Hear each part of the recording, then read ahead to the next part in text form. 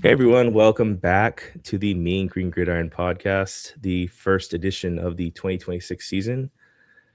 And I'm back once again, your host, Billy Sierra. And as always, I am joined by the man you may know as the person behind the Lysol commercial that was deemed too spicy for television, never got aired. Carter. Carter, how's it going, man? Well, I managed to outlast my nemesis, Billy Mays, running on 2 decades now. It doesn't get any easier. Actually, I miss him a lot. We were lovers. I don't know if that's public knowledge, but Yeah, yeah, a lot of people miss him. I'm doing good.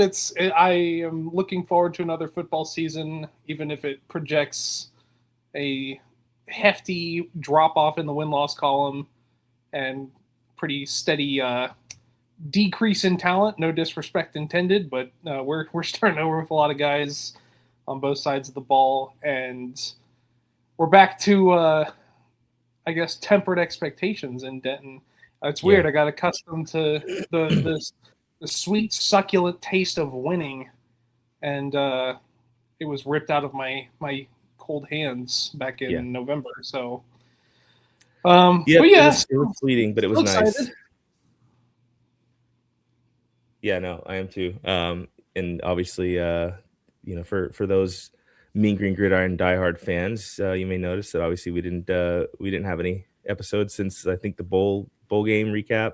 So glad to be back. I think the last time you guys saw me, my hair was short, and now I'm rocking the emo Lord Farquaad haircut. I'm ready for a haircut any day now, but I've been quite busy, so it hasn't been getting cut. But we'll save that for another day. Today, this day is going to be dedicated to talking about your 2026 Mean Green offense and a lot of new faces, a lot of new names, and hopefully we can help you with that.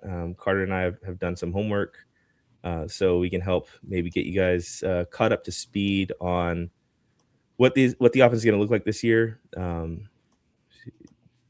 And I will give you the depth chart that's currently listed on our lads website, which Carter can attest to is been pretty accurate historically. I've looked at different magazine publications and different different media outlets, Dave Campbell, things like that, and this feels like it's a pretty accurate representation of where the offense is looking at right now, heading into fall camp a few weeks away. Sure. So Carter, we can start with the receivers. This offense is going to primarily have three starting receivers, where a lot of times you kind of pencil in the Morris offense having four. Back to a 11 personnel, one back, one tight end kind of base look, which we did run a lot last year with Trey Williams at tight end. But nevertheless, starting receivers as of now, we've got Baron Tipton at the X, Corey Milner, UAB transfer at the Z, James Tyre, the slot receiver from Western Carolina FCS, at the slot, and a whole host of just guys in the depth chart who could just as easily start or be the guy, or they could be the odd man out. So just a lot of guys who I think are kind of vying for what probably by the middle of the season is only going to be a few spots and not as much passing as last year's offense. So Carter, what are some of your thoughts here on the receiver group at this point? I would classify it as a higher floor receiver group, maybe a little bit of a lower ceiling, but a higher floor. Um, Obviously, you got Baron Tipton, who we've had for a couple of years. I think this is his third year with the program. You and I both talked about him for a couple of years as being like a possible breakout guy because he's got big size at 6'5", but hasn't really. I mean, he's kind of gotten buried in, albeit a very, very Yeah. talented wide receiver core the last couple of seasons. So it's not a knock on him, um, but he is projected to get a bigger role this year. I do like that in all the massive turnover, there's at least somebody coming back who's somewhat of a familiar face. I know we have Dalton Carnes too, but um, this is a guy there's probably like maybe 3 or 4 faces on the offense scattered throughout the depth chart who are like actual familiar UNT players, and everybody else is new. So any familiarity you can get is good, even if it's unproven familiarity. But I do like Tipton's size and athleticism, so I'm hopeful that he can break out. He's still classified as a redshirt sophomore, so he's got 3 years of eligibility left and plenty of time to develop in Neal Brown's air raid. You mentioned that we're switching back to the one tight end, which his offense actually is a little bit more useful with tight ends. We made a pickup on the transfer market in Max Reese, who I'm pretty high on. He had a really good 2024 season with Eastern Michigan. I think we got him from Mississippi State, if I recall correctly. Yes. Huge player. I think he's 6'5", 250. Last I checked on his roster listing. 6'3", 250. But good size. He's a good receiving tight end. So kind of a guy who can do some hybrid work for us if we need. But yeah, Neal Brown gets tight ends involved. So that's a pickup I'm pretty high on. I do like James Tyre at the slot. That was a Western Carolina transfer we picked up he went nuts last year. He had like 800 some odd receiving yards, I think 11 touchdowns. Yeah. And he was a walk-on too at West Carolina. So this is a guy who, didn't have an opportunity, made something of it. And I think if I recall correctly, I don't have it written down in my notes, but he was somewhere in like the top 3 or 4 receivers in his conference last season in the FCS. So definitely a good pickup there. I know I've been kind of critical the last couple of years of where the state of our program is. I don't generally love plucking FCS guys if you're trying to be a top of the line American contender. We're generally not the batch of talent that teams like Tulane and Navy or whoever work. Oh, Navy's a different example, but Tulane and James Madison, for example. I mean, these are schools that have really like hammered going after like P4 talent that hasn't panned out more so than FCS guys. But if you're going to go after the FCS guys, you might as well get the ones who are standout elite talents. And James Tyre is just that. He's an undersized slot guy, but he's got really good speed. Pretty solid route runner. I think he had a couple 100-yard games last year. So I'm excited for him. It's a big opportunity for him to go from walk-on to starting FBS receiver at a semi-relevant Texas college football program. So, we got a couple big pickups in the receiving core. Obviously, when you lose Wyatt Young and the batch that we did last year at Oklahoma State, it sucks. But Corey Milliner is another guy who, in his limited time at UAB, he had a couple big games last year. I think he was hurt for most of the season, but his game logs from when he did play are really good. He's big yards after catch guy, and he's got explosive big play tendencies. I think he had a 50-yard touchdown at some point. So there's like I said, the floor's been raised. I feel like there's a good quality batch of guys to work with here. We'll get to Taven Jackson in a minute, but he's a quarterback that likes to feed receivers, and especially with the new tight end package we're going to have with Neal Brown, I do like this group a lot. I don't think it's going to be number one offense in FBS level good, but I think from the batch of what we're working with, you've got 2 quality receiver pickups, a possible breakout guy at tight end, and a familiar face at wide receiver who has kind of earned a role here now that Baron Tipton kind of got left behind in the mass exodus to Stillwater. So like you mentioned, I think you used the phrase kind of opportunity. Just a lot of guys here who have a really, really good chance in front of them for each of their individual cases to step up and have big years. So I do like that the offense is kind of mostly comprised of guys in that scenario.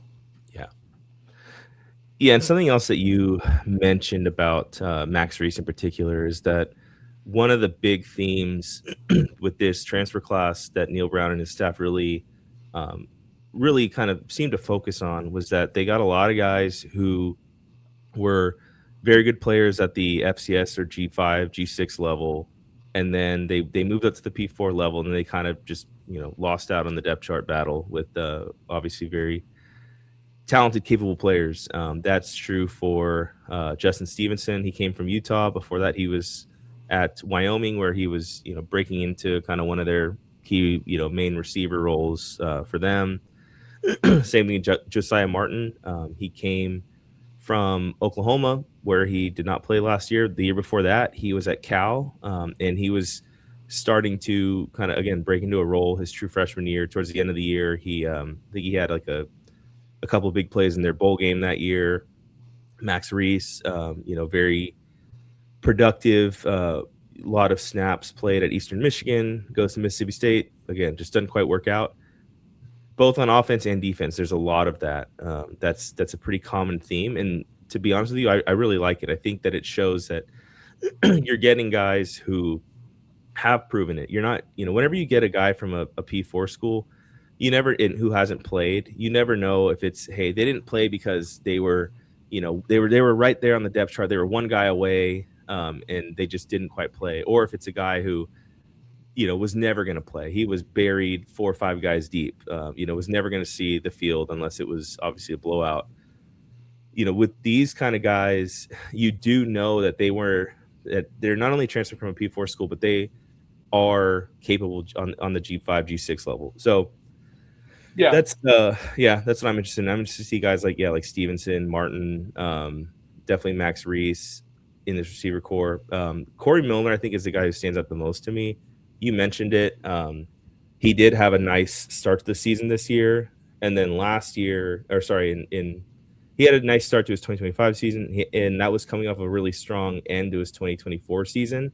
I want to say he had something like 650 yards. If you combine like the last 4 games of 24 and the first 3 games of 25, so he is not only a productive receiver, but like I think he's got a lot of traits where he's kind of a taller, slender, but a speed receiver. I think he's got the ability to get loose in the secondary that I think is pretty unique. I think that probably on our roster, he's the most equipped to do that, and that's a very valuable trait. So I think he had some drop issues in spring, but again, getting open downfield is a trait that's pretty invaluable, and I think he's going to be a guy who's going to be able to do that. I guess shifting over to the offensive line. The offensive line, I think, is offensive line might be my favorite position group on this team this year, just because I think that they got a really good, strong crew. You look at left tackle Johnny Williams. I think he's like 6'6", 320. You got right tackle Neto Umeozulu from Texas. He was a guy who played over 20 games there at Texas. Never quite broke in the starting lineup, but he was a factor in the race. Henry Fanuku at right guard, transferred from Missouri. Very highly rated recruit out of high school. Played for new defensive end coach Ray Gates at North Crowley. Also was there with Chris Jimerson. The other guard spot looks like it's going to be either going to be Dylan Shaw or Keon Johnson. Dylan Shaw was apparently giving Tay Yanta a run for his money last fall camp for that last starting spot on the offensive line. Now it looks like we'll probably have a chance to see him. Keon Johnson's another guy in the mix there who could potentially start. And then center, Chandler Strong, another experienced center, FBS, over 30 starts at Georgia Southern, and kind of a little bit undersized, a little bit of a difference from the other guys who are all plus-sized offensive linemen. He's a little bit undersized, but he's also as experienced as it gets at this level. So you've also got, like I said, with Keon Johnson, you've got some decent depth. Jazari Priester coming over from Virginia Tech at tackle. I think he's probably your swing tackle, regardless of which spot you'd need him at. I think he's your first tackle off the bench. Drew Cunningham from Charlotte. Seems like he's going to be your backup center. So all in all, I think, you talked about the floor with the receiver room being pretty high. I think the offensive line, I think the floor is pretty high as well. I think it might take some time for the guys to gel, but I think you've got the guys in place, and you got a decent line coach in Mike Maddox, Mike Maddox. Yeah. Mike Maddox. We're switching over to baseball. Exactly. Yeah. That's what I'm like, wait. Matt. No. Matt Maddox. Sorry. Mike Blush is the tight end coach.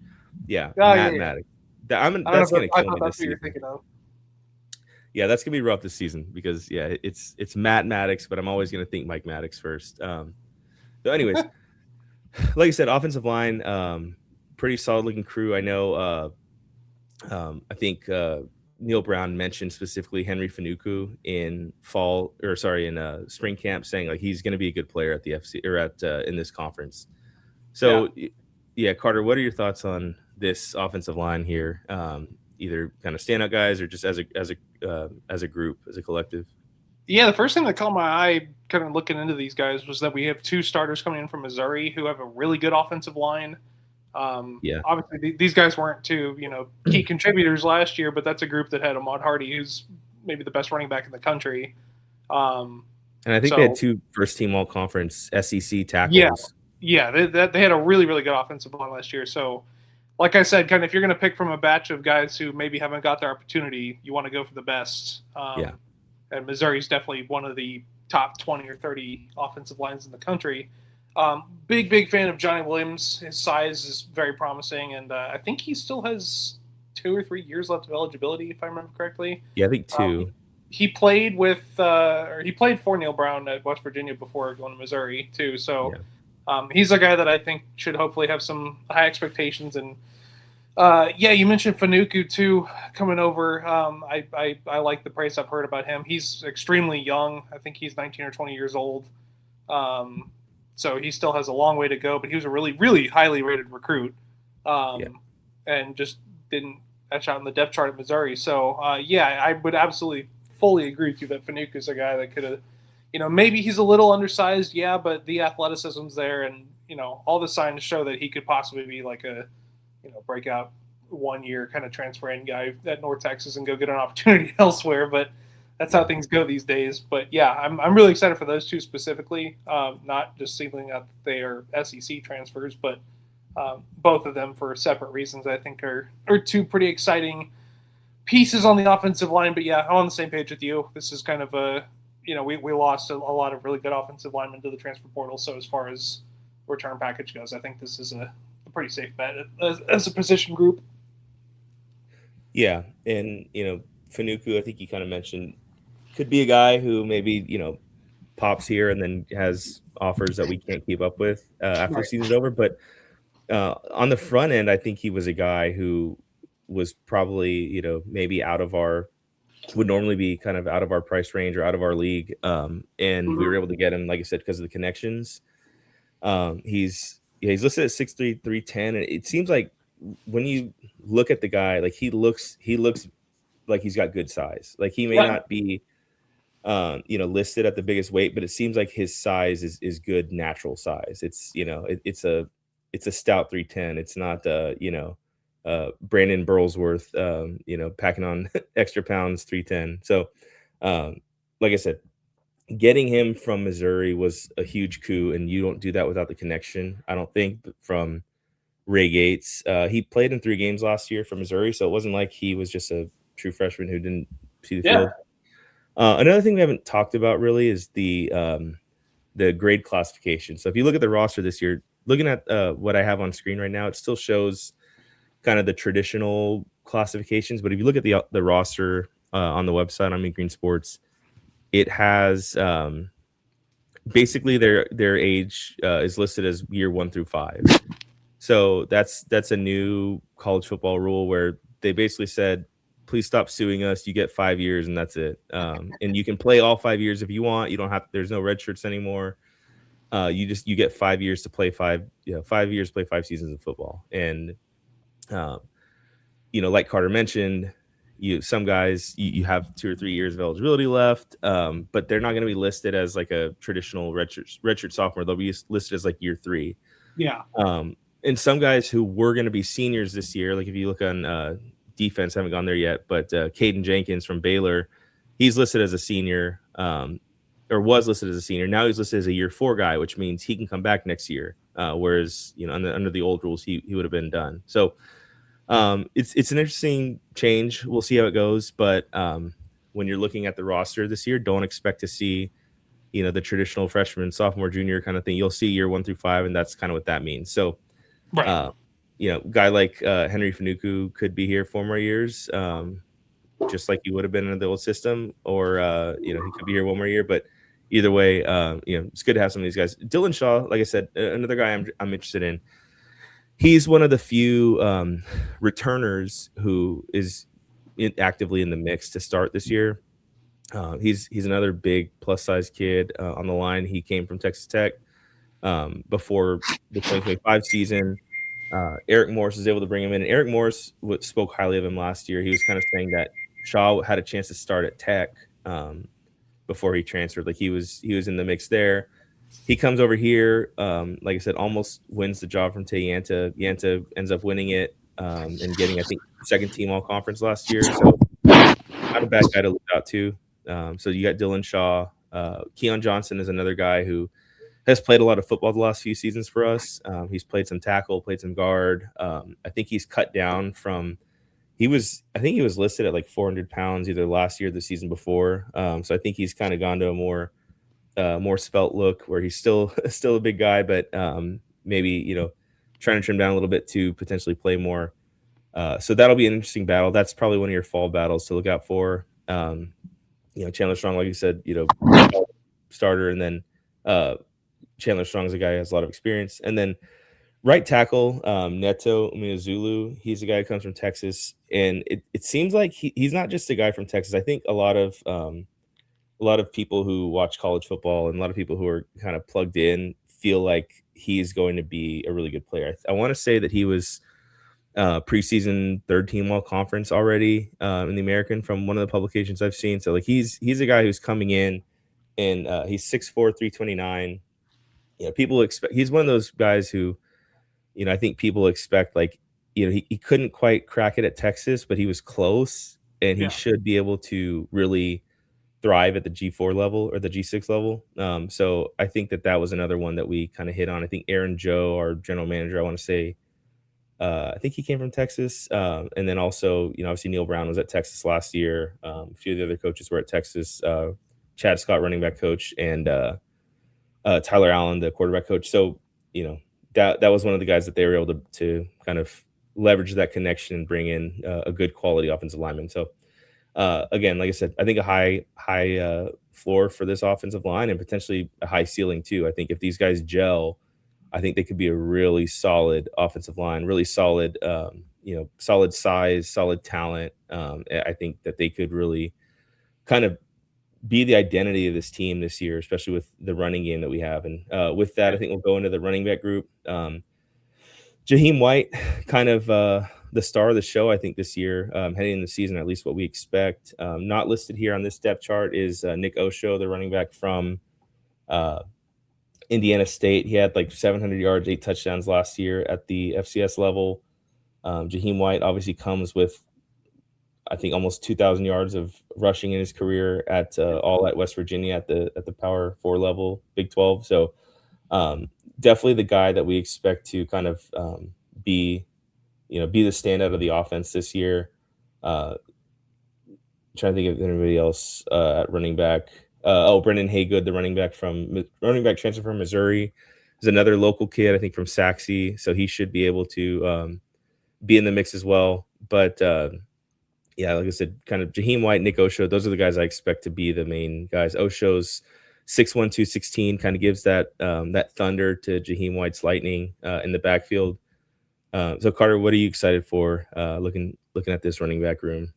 I mean, the Jaheim White hype is worth it. I would say. Yeah. I really feel like he has the potential to be one of the best backs in the conference. He's very undersized, 5'7", I think listed at 180. But he doesn't look like it. You kind of mentioned that with one of the offensive linemen. Like, he's kind of in the same camp where, like, I've seen him play in person too. He does not look as small as he is, and like, I'm really excited to see him. Because he's a big highlight player. He's going to have some fun, jukes and spin moves. He has a little bit of like an elusive kind of highlight explosive playmaking running back. But he's also not afraid to use his size to go at people. Yeah.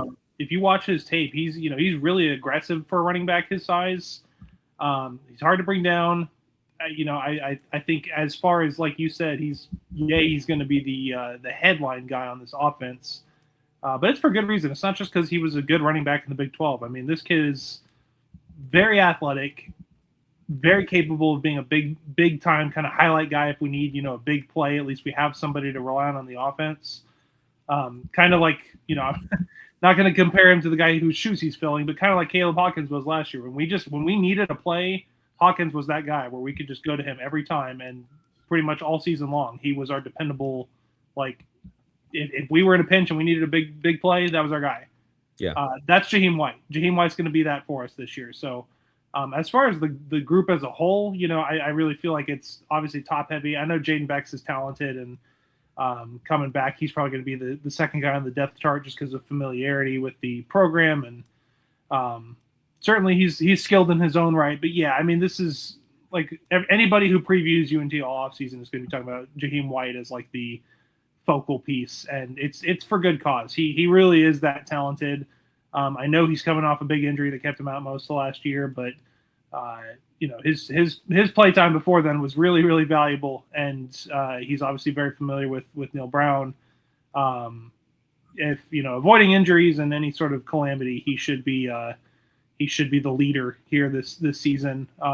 He's got seniority, he's got experience, and I'm excited to watch him play. He's just a really fun running back. I mean, like I said, you watch him out there and he's 5'7", but he's really not afraid to go at guys in the secondary.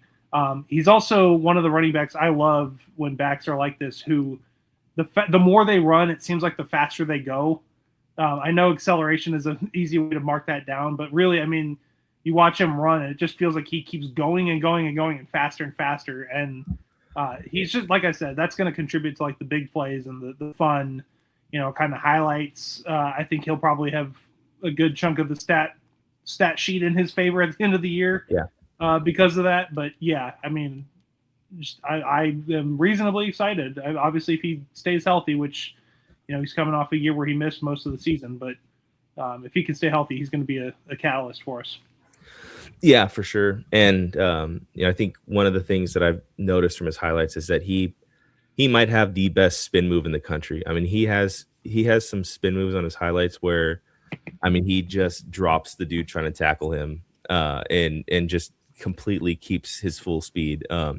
Like Carter said, I mean, he's built like a traditional running back. Like he's 5'7", which isn't very tall, but I think he's listed at 190. Like he has the traditional kind of, tree trunk leg kind of situation going where he looks like a running back. And if you watch, there are quite a few plays on his highlights where he has those, move the pile kind of runs where it looks like he's stacked up and then he he just keeps his legs turning for an extra 10 yards, 5 to 10 yards.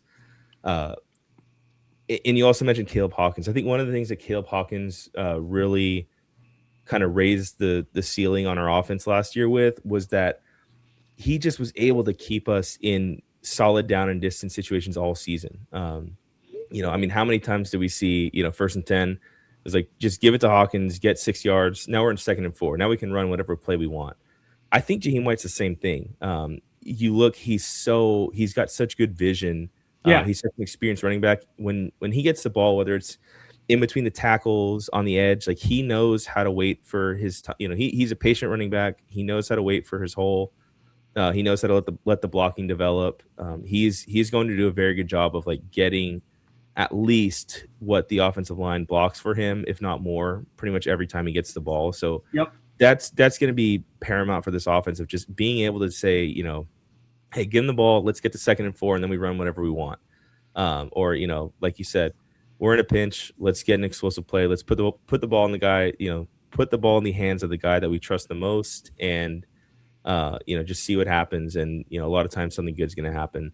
Yep. You look at this coaching staff. Neil Brown is obviously from the air raid tree, but he's going to be our play caller this year. He is a very run heavy guy in terms of he's about as run heavy as it gets as far as like air raid.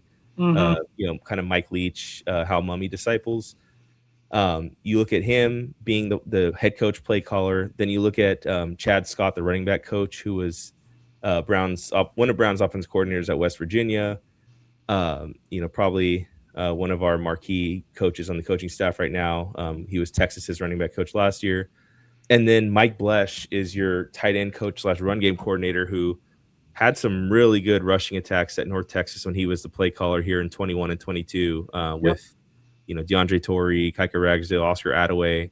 Had some really good, balance in just Io Day, really big time rushing stats. I think he had, I want to say it was the most or the second or third most offensive yards in school history was that Louisiana Tech game in 2022 whenever we had like Attaway and Kalen Horton and like a day, like all these guys just like run for crazy yardage. So all that to say, I think those three guys in particular on the offensive coaching staff, they are all, run the damn ball. It's in this offense's DNA. And I think with this offensive line, with the size that they have, with the talent that they have, and with Jaheim White in the backfield, you mentioned Bex, another speed guy, and Osho, a bigger running back from Indiana State. I think that we're really going to be able to lean on teams this year. I think, especially American Conference teams, I think our offensive line and the running game, I think, is really going to get us in position to win a lot of games where we're just, we get a lead and we can hold it well, or we get in a situation where, we can burn some clock or just really enforce our will in the second half and just kind of really wear teams out. That's what I think this team is going to be most equipped to do. And I think that's, like I said, that's going to be the DNA of this team and this offense. And, we talk about the floor ceiling of this team, and probably no position group that has more bearing on that than the quarterback room. So a lot of variability here. Three guys, Taven Jackson, fifth-year guy from coming from Central Florida, has also played at Indiana and Tennessee in his career. Chasten Dida, coming from East Carolina, started their bowl game last year, won their bowl game against Pitt, and then Chris Jimerson, who's maybe the biggest wild card in the group, redshirt freshman who was a returner, who was on the team last year, had some spark plays in kind of the late game mop up duty. Had a deep touchdown pass against UTSA and had some pretty electric runs. So definitely a guy who at maybe 5'9", obviously very undersized, could potentially be, one of the more electric players in the conference, if he gets the right situation. So, Carter, what are your thoughts heading into the season about the quarterback room and the different guys you see that could maybe take the job or eventually will take the job? So as far as Jimerson goes, I put in my notes that I would have been happy if we hadn't done anything at quarterback and that was our guy and we were riding with him. I could have lived with it going into the season. I don't love the concept of not even just specific to Jackson, but anybody being our fourth quarter, or I guess fifth quarterback in 5 years. I'm like, yeah, I put 4 and 4. Is it 5? We got Messamaker, Morris, Rogers, Ani, and then this would be 5. Yeah, Rogers, Ani. So yeah, this would be the fifth in 5 years, and Jackson only has 1 year of eligibility left. So, right. I don't love that. I don't think that's a great model of consistency, especially considering we've had 3 head coaches over that time too. Obviously it hasn't really hurt us. We've had really, really good offenses, and each one of those guys has done a great job of piloting this offense in their own way. As far as Jackson goes, I think I might have said Tavon Austin a minute ago. I don't. My brain's. You did. I didn't notice. Backwards. Yeah, maybe I didn't. Maybe I'm just making that up. My brain just decided that might have been what just happened. Taven Jackson is a very skilled quarterback, and I like the addition a lot based off of his skill set alone. We've talked in the group chat a couple of times. I've cracked some jokes that he's very inconsistent. He also didn't have a great roster around him last year. UCF was kind of mediocre at a lot of stuff. And I don't know how much of that you can pin on him. But he does have experience coming over from Indiana, where he played with Mendoza and Kurt Cignetti. So, that is not a negative by any stretch of the imagination. Even if he wasn't, QB1 over there, still being in that system and, learning from those two guys can't hurt. And he did show flashes last year. I went through his tape at UCF. He showed flashes of being a really, really skilled quarterback. I like how he throws on the run. He seems to have at least a somewhat capable decision-making factor as a quarterback of, I got guys coming at me. Where am I going? Who am I looking at? And finding a way to make some sort of play happen. He's a good scrambler. The skill set's not what I'm worried about. I think I don't want to sound like a broken record, but kind of same thing, like high floor. Like if he's playing, there's not going to be a game we lose because of him. I think his athleticism and skill set are kind of primed for a team of North Texas' stature this year for him to shine. I think he's got real potential to be a good G6 quarterback. I don't know what his ceiling is, considering he only has 1 year left of eligibility, and he was an okay starter at a bad Big 12 team last year. It's hard to get a true read on what his peak is. Having said that, his skill set is there. He's a pretty good passer, like I said, capable runner. His dual threat skills are, enough to keep us in games, and that we've got a good receiver group. He's going to be able to utilize Jaheim White as a kick out option sometimes, and I like the offensive line that's going to be protecting him. So I think he'll have a fair opportunity to get the most out of his skill set this year. I just don't know what it is. And like I said, I've seen, obviously, we watched every snap last year. I've seen a little bit of Jimerson play, and I have, maybe it's my mean green bias goggles on, but I do see something in the kid. I think he's got a really fun arm. And I don't know if it'll be here. I hope it's here, but I do think Chris Jimerson's going to get a really good opportunity to thrive at a G6 school. I just want him to get a chance to get some reps. And like I said, in a perfect world, I would not start a new coaching staff regime with a fifth-year quarterback who's going to be your fifth starter in 5 years. That doesn't seem like the best possible route to take to me. But again, that's, we're not living in a perfect world. And I do think Taven Jackson has enough skills as a passer, and he's got good speed as a runner to like I said, keep our offense in games. I would like the touchdown interception ratio to get a little bit wider, but I don't know. I'm not nervous. I think he'll be more than capable here. I got to see what his best ball looks like, because we haven't seen it yet. Yeah, no, I think you're right. And I think that's obviously the coaching staff's plan, is to see if they can unlock that and kind of get him to have his best season. I'm totally with you though on Jimerson, as far as like potentially being a guy for more than just this season. The thing I've always liked about the idea of Jimerson is that I think he can do it at this level. I think he can be a G6 solid starting quarterback, despite his height. Mm-hmm. But I also think that his height would scare off the schools that normally pluck our quarterbacks away from us. Last Sure. year, obviously, a quarterback went to Oklahoma State. Year before that, it went to Virginia. Year before that, went to Cal. So, we've been getting our quarterbacks plucked from us by big schools. I think that if Jimerson starts this year, I think that those schools might be a little hesitant to say, hey, maybe we don't want to invest big time money in a 5'9" quarterback who, I mean, it was pre NIL, but that's how we kept Fine. Yeah, no, for sure. I mean, because Fine even talked about potentially looking into grad transferring, and he ended up redacting that statement a little bit. But no, you're right. I mean, that is a big factor, I think, in schools maybe being a little bit hesitant to whether it's NIL or the scholarship, whatever, invest in a quarterback who has questionable size, especially just because there's so many other quarterbacks out there who you could drop the bag on. Sure. I think that Jimerson, if he has a good season here, I think we kind of are at the level financially NIL wise where internally we could offer him something that would maybe even eclipse what some of these bigger schools would be willing to offer him, just because of his size, just because they might be more hesitant to offer him, whereas we would say, hey, we know you can do it here. Right. Here's your money.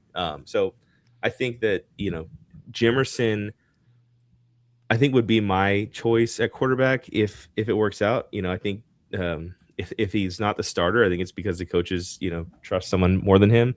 Yeah. But I just imagine like this big offensive line, like Jimerson at 5'9" and Jaheim White at 5'7" behind them, just like the fastest, shiftiest backfield behind this big offensive line. I mean, 4 quarters of trying to tackle little speedy dudes. It would wear defenses out.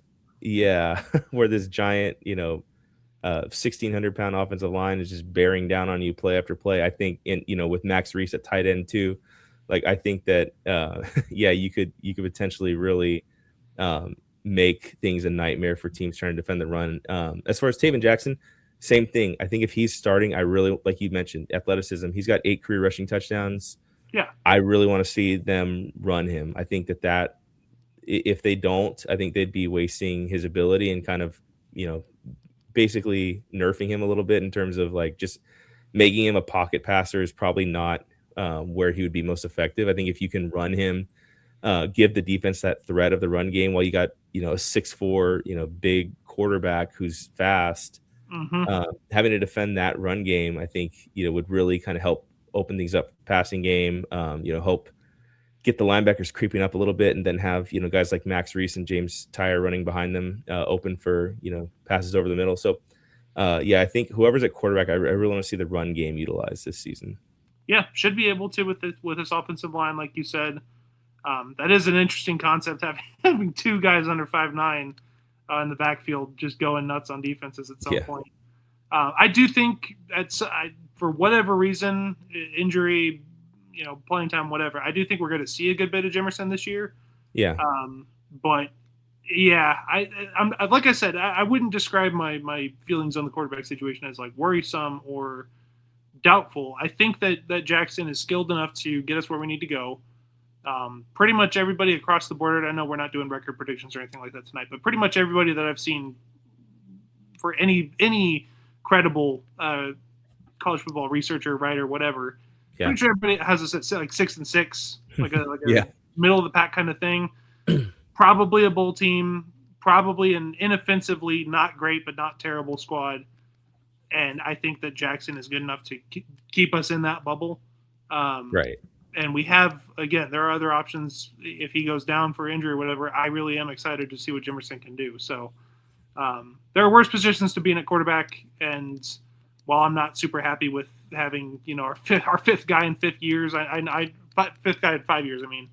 I know that's kind of the life that a lot of G6 teams live these days.